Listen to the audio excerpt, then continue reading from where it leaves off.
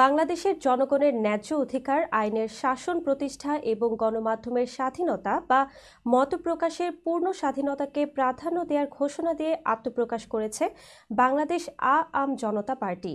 বৃহস্পতিবার রাজধানীর বনানীর একটি ৫ তারকা হোটেলে একটি সংবাদ সম্মেলন আয়োজন হয় এ উপলক্ষে। সেখানে দলের ঘোষণাপত্র পাঠ করেন পার্টির আহ্বায়ক মোহাম্মদ রফিকুল আমিন। তিনি দেশটিনি গ্রুপের ব্যবস্থাপনা পরিচালক। নতুন দলটির সদস্য সচিব হিসেবে আছেন ফাতিমা তাসনিম। সংবাদ সম্মেলনে ঘোষণাপত্র পাঠের শুরুতে রফিকুল আমিন বলেন, স্বাধীনতা অর্জনের ৫৪ বছরেও দেশের মানুষ বঞ্চনা ও বৈষম্যের সঙ্গে লড়াই করে চলেছে। তাই দেশের মানুষকে এক হয়ে স্বৈরাচার বিদায় করতে হয়েছে।